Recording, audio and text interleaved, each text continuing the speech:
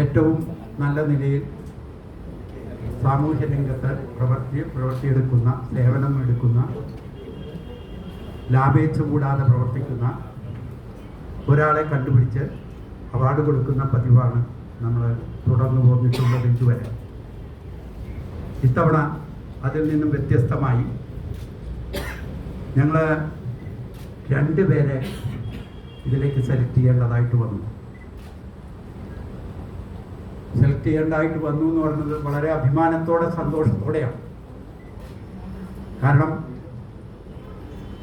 തൃപ്പൂണിത്തുറയിൽ തന്നെ 2009 മുതൽ പ്രവൃത്തിയെടുത്തുകൊണ്ട് നടക്കുന്ന ഡോക്ടർ സലീല മുല്ല എന്തോ കാരണവശാൽ ഇതിനു മുമ്പ് ഞങ്ങളുടെ പെട്ടില്ല.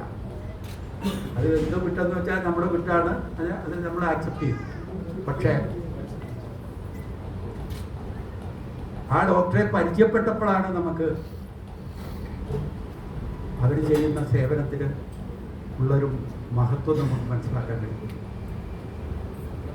ഡോക്ടർമാർ പോട്ടെ, സാധാരണ നല്ല ഡ്രസ്സിട്ട് ഞാൻ മനസ്സിലാക്കിയത് ആദിവാസി ഗുരുകളിലേക്ക് ആരെങ്കിലും ചെന്നാൽ അവരൊളിച്ചോടി ഏതെങ്കിലും മലയിടുക്കിലോ ഒക്കെ അഭയം പ്രാപിക്കുന്ന സ്ഥലത്ത് അസുഖം വന്ന ട്രീറ്റ്മെൻറ്റിന് പകരം മന്ത്രവാദവും പൂജയും ഒക്കെ ചെയ്തുകൊണ്ട് നടക്കുന്ന സ്ഥലത്ത് ഒരു മാസത്തിൽ 1 പ്രാവശ്യം, ഇപ്പം മാസത്തിൽ 2 പ്രാവശ്യം വെച്ച് അവിടെ പോയി അവരെ പിടിച്ച്, അവരെ കണ്ടുപിടിച്ച്, അവരുടെ അടുക്ക ചെന്ന് അവർക്ക് വേണ്ട മരുന്നുകൾ കൊടുത്ത് സ്വാന്തന ചികിത്സകൾ നടത്തിക്കൊണ്ടിരിക്കുന്ന ഡോക്ടർമാരുടെ അഭിമാനമായിട്ട് മാറിയിട്ടുള്ള ഡോക്ടർ സലീല മുല്ലരാണ്. വളരെ അഭിമാനത്തോടെ ഒരുപാട് പറയാനുണ്ട് അവരെ പറ്റി. നല്ല എഴുത്തുകാരിയാണ്, നല്ല പ്രാസംഗികയാണ്, ഒരുപാട് കാര്യങ്ങൾ എനിക്ക് പറയാനുണ്ട്. പക്ഷേ അതൊന്നും ഞാൻ പറയുന്നില്ല, കാരണം സമയം എടുത്ത് സംസാരിക്കുന്ന വേദിയല്ല. വളരെ അഭിമാനത്തോടെ ഒരു ചെറിയ ക്ഷമാപണത്തോടു കൂടി തന്നെ, കാരണം ഇത്രയും നാളും വൈകിയ തൃപ്പൂണിത്തുറ നാട്ടുകാരിയായിട്ട് കൂടി ഇത്ര വൈകിയല്ലോ എന്നുള്ള ഒരു ക്ഷമാപണത്തോടു കൂടി തന്നെ സലീല മാഡത്തെ നിങ്ങളുടെ മുന്നിൽ അവതരിപ്പിക്കുകയാണ്. ഡോക്ടർ സലീല മുല്ല, ഹോമിയോപ്പതി. അതിലേറെ വളരെ അഭിമാനത്തോടെ നമ്മൾ കേരളത്തിൻ്റെ പല ഏരിയകളിലും വർക്ക് ചെയ്യുന്ന ആളുകൾക്ക് നമ്മൾ അവാർഡുകൾ വിതരണം ചെയ്തിട്ടുണ്ട്. ആ അവാർഡുകളെല്ലാം വ്യത്യസ്തമായിരുന്നു. ഞാൻ എൻ്റെ പ്രസംഗം നേരത്തെ കേട്ടിട്ടുള്ളവർക്കറിയാം. എല്ലാം ദ മോസ്റ്റ് എന്നാണ് നമ്മൾ പറഞ്ഞത്, അറ്റ്മോസ്റ്റ് എന്ന് പറഞ്ഞാണ് ഞാൻ പറയാം. അതേപോലെ തന്നെ ഇത്തവണ ചെയ്യും. എൻ്റെ ഇത്ര വൈകിയെന്ന് ഞങ്ങൾ മാതൃഭൂമി ചാനലിലൂടെയാണ് നമ്മൾ 2 പേരുടെയും മാതൃഭൂമി പേപ്പറും ചാനലിലൂടെ നമ്മളിത് അറിയപ്പെട്ടത്. അന്വേഷിച്ചപ്പോഴാണ് നമ്മളൊക്കെ ദൃക്സാക്ഷിയായിട്ടുള്ള ഒരുപാട് മരണങ്ങൾ, ബന്ധുക്കൾ പോലും അറച്ച് മാറി നിൽക്കുന്ന സ്റ്റേജിൽ അതൊന്നും നോക്കാതെ, ഒരു ജാതി മത വ്യത്യാസമില്ലാതെ, ഒരു സങ്കുചിത രാഷ്ട്രീയ പ്രവർത്തനങ്ങളോ ഒന്നും ആലോചിക്കാതെ എടുത്തു ചാടി അവരെ എടുത്ത് പോസ്റ്റ്മോർട്ടം ഇൻക്വസ്റ്റ്, മറ്റുള്ള നിയമപരമായ പരിപാടികൾ നടപ്പിലാക്കിക്കൊണ്ട് അതാത് മതാടിസ്ഥാനത്തിലുള്ള ചടങ്ങ്. ഇത് വളരെ അഭിമാനത്തോടെ പറയാൻ പറ്റും. കേരളത്തിൻ്റെ മതേതരത്വത്തിൻ്റെ പ്രതീകമായിട്ടാണ് അബ്ദുള്ള അസീസ് സാറിൻ്റെ ഞങ്ങൾ കാണുന്നത്. അതാത് മതാടിസ്ഥാനത്തിലുള്ള സംസ്കാര ചടങ്ങുകൾക്ക് നേതൃത്വം വഹിക്കാൻ അത് യാതൊരുവിധ ലാഭേച്ഛയില്ല. ഒരു ചെറിയ ഉദാഹരണം ഞാൻ പറയാം. എൻ്റെ ഓഫീസിൽ വർക്ക് ചെയ്യുന്ന കുറേ പേരുണ്ട് ഇവിടെ. ഞങ്ങളുടെ ഒരു സാറ് ജി ലക്ഷ്മണൻ എന്ന് പറഞ്ഞ സാറ് എറണാകുളം ഒരു ലോഡ്ജിൽ വെച്ച് മരണപ്പെട്ടു. ഷാലിമാർ ലോഡ്ജിൽ വെച്ചാണ്. അവിടെ ഓഡിറ്റുമായി ബന്ധപ്പെട്ട് അവിടെ വന്ന് തലേദിവസം താമസിച്ച് പുള്ളി ഹാർട്ട് അറ്റാക്ക് ആയിട്ട് മരിച്ചതാണ്. പക്ഷെ വീണപ്പോൾ കട്ടിലിൻ്റെ തല പിടിച്ച് മരിച്ച് ബ്ലീഡ് ചെയ്താണ്. 2ാമത്തെ ദിവസമാണ് ബോഡി ഐഡൻറ്റിഫൈ. ഈ ഐഡൻറ്റിഫൈ ചെയ്ത് ഞങ്ങൾ അവിടെ പോസ്റ്റ്മോർട്ടം നടപടികൾക്കൊക്കെ വേണ്ടി നേതൃത്വം കൊടുക്കാൻ വേണ്ടി ചെന്നപ്പോൾ അന്ന് പോലീസ് ഡിപ്പാർട്ട്മെൻറ്റൊക്കെ നമുക്ക് പരിചയമുള്ള ഒരുപാട് ആളുകളുണ്ട്. CIമാരുണ്ട്, SIമാരുണ്ട്. അവരൊക്കെ കൂടി നമ്മളോട് പറഞ്ഞെന്താ വെച്ചാൽ 50,000 രൂപ വരും. അത് ഈ 5ാമത്തെ നിലയിലുള്ള ലോഡ്ജിൽ നിന്ന് ആ ഡെഡ് ബോഡി എടുത്ത് ചോട്ടിലെ ആംബുലൻസിൽ കൊണ്ടുവന്ന് വെക്കാനുള്ള റേറ്റാണ് ഈ പറയുന്നത്. 50,000 രൂപ. എനിക്ക് അങ്ങനെ 18 വർഷം മുമ്പ് അല്ലേ ശേഷം 18 വർഷം മുമ്പാണ്. നമുക്ക് ആലോചിക്കാൻ പോലും പറ്റില്ല. 50,000 രൂപ എന്നുള്ളത് നമ്മുടെ ഒരു 5 മാസത്തെ സാലറി ആയാലേ ഉണ്ടാവും. ഉടനെ ഞങ്ങൾ ആ സർക്കിൾ ഇൻസ്പെക്ടറോടും DYSPയോടും IGക്കും എല്ലാവരോടും ഞങ്ങൾ കിടഞ്ഞു പറഞ്ഞപ്പോൾ ഈ മനുഷ്യൻ എന്നോട് പറയാം, വന്ന മനുഷ്യൻ എന്നോട് പറയാം, സാർ ഒറ്റ പൈസ അറിയണ്ട, ഒരു സൈഡ് സാറ് പിടിച്ചാൽ മറ്റേ സൈഡ് ഞാൻ പിടിച്ചോളാം, നമുക്ക് ഒരുമിച്ചിട്ട് പോകാം.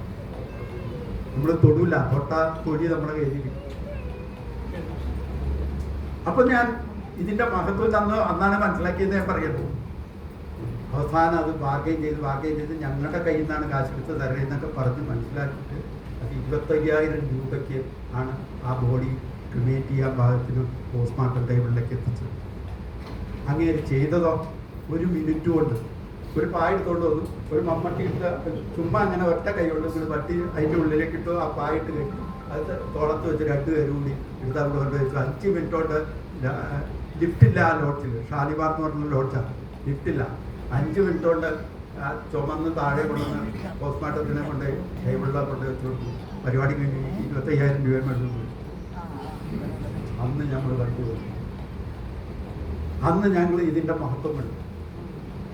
ഇപ്പോൾ ഈ അബ്ദുൾ അസീസ് സാറൊക്കെ ചെയ്യുന്ന കാര്യങ്ങളെ പറ്റിയിട്ട് ഞാൻ ഓരോന്നോരോന്നായിട്ട് പറയണം. എത്ര എണ്ണം ഉദാഹരണം നമുക്ക് പറയാം.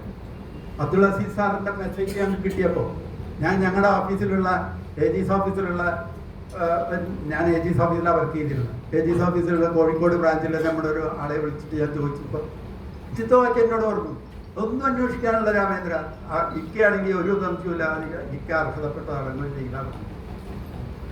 പിന്നെ ഞാൻ ഇക്കയുടെ നമ്പർ പുള്ളിയോടാ മേടിച്ചത്. ഇക്കയുടെ നമ്പർ മേടിച്ച് സംസാരിച്ചപ്പോൾ ഇക്ക പറഞ്ഞതെന്ന് വെച്ചാൽ എന്നെ അന്വേഷിക്കാനായിട്ട് ഏതെങ്കിലും പോലീസ് സ്റ്റേഷനിൽ വിളിച്ച് ചേർത്തതാണ്. കാരണം പോലീസുകാരാണ് ഇക്ക വിളിക്കുന്നത്. അപ്പൊ അത്രയ്ക്കധികം ത്യാഗോജ്ജലമായി മതേതരത്വത്തിൻ്റെ മുകുട ഉദാഹരണമായി നമ്മുടെ മുന്നിൽ തേജസ്സോടെ അണയാതെ നിൽക്കുന്ന, ഇന്നും മതേതരത്വത്തിൻ്റെ എന്തൊക്കെ നമ്മൾ പ്രശ്നങ്ങൾ പറഞ്ഞാലും ഇതേപോലുള്ള ആളുകളാണ് നമ്മുടെ കേരളത്തിൻ്റെ മാനവീയത ഉയർത്തിപ്പിടിക്കുന്നതെന്ന് പറയാൻ ഒരു സംശയവും വേണം. സാറേ, നിങ്ങളെ 2 അവാർഡീസുണ്ട്. ഞങ്ങളെ സംബന്ധിച്ചോളം ഡോക്ടർമാരെന്ന് പറഞ്ഞു കഴിഞ്ഞാൽ അവഗണിക്കപ്പെടുന്ന ഒരു സ്റ്റേജ്. അതിലേറുപരി നമ്മൾ കൊറോണ വന്നപ്പോഴാണ് സർക്കാർ ഡോക്ടർമാരൊക്കെ ദൈവതുല്യരായി. നമ്മളെല്ലാം അനുഭവസ്ഥരാണ്. ഡോക്ടർ മിനി മാഡത്തെ പറ്റി ഞാൻ പറയാൻ പോണം. കാരണം എന്താ വെച്ചാൽ നമ്മൾ കോളേജിലേക്ക് ഏതെങ്കിലും മെഡിക്കൽ കോളേജിലോ സർക്കാർ ആശുപത്രിയിലോ ഒക്കെ ചെന്നാൽ ഇഞ്ചക്ഷൻ കുത്തണമെങ്കിൽ സൂചി മേടിച്ചു കൊടുക്കണം. അത് കുത്താനുള്ള കാശ് കൈക്കൂലി കൊടുക്കണം. ഡോക്ടർ ആ ടെസ്റ്റ് വെച്ച് നമ്മളെ നോക്കണമെങ്കിൽ കാശ് കൊടുക്കണം. ഈ സ്റ്റേജായിരുന്നു. അത്രയ്ക്ക് വെറുപ്പോട് കൂടി നമ്മൾ കണ്ടിരുന്ന ഒരു ഡോക്ടർ സമൂഹത്തെ കൊറോണ എന്ന് പറയുന്ന ഒരു വ്യാധി വന്നതോടുകൂടി സർക്കാർ ആശുപത്രിയിലുള്ള ഡോക്ടർമാരും എല്ലാം ദൈവതുല്യരായി മാറി. അതിൻ്റെ ചെറിയൊരു ഉദാഹരണം കൂടിയാണ് അഭയം. അതുകൊണ്ടാണ് ഞാൻ പറയാൻ കാരണം. നിങ്ങൾക്ക് എല്ലാവർക്കും അറിയാം, എറണാകുളം മെഡിക്കൽ കോളേജിലെ ഏറ്റവും ഇന്ത്യയിലെ അല്ല, ലോകത്തിലെ ആദ്യത്തെ കൊറോണ ഹോസ്പിറ്റലായിട്ട് ഡിക്ലെയർ ചെയ്ത് 24 മണിക്കൂർ കൊണ്ട് ആ കൊറോണ ഹോസ്പിറ്റലായിട്ട് സെറ്റ് ചെയ്യപ്പെട്ട മെഡിക്കൽ കോളേജാണ് Ernakulam medical college. Doctor Ganesh Mohan എന്ന് പറഞ്ഞ സൂപ്രണ്ട്, അന്നത്തെ അസിസ്റ്റന്റ് സൂപ്രണ്ടായിട്ട് ഇന്ന് സൂപ്രണ്ടാണ്. അദ്ദേഹത്തിൻ്റെ നേതൃത്വത്തിലാണ് ഞങ്ങൾ ഇതേപോലൊരു അവാർഡ് MLA സാറിനക്കാരായി അറിയാം. നമ്മൾ ഗണേഷ് മോഹൻ സാറിന് ഒരു അവാർഡ് കൊടുത്ത് നമ്മൾ അംഗീകരിക്കേണ്ട.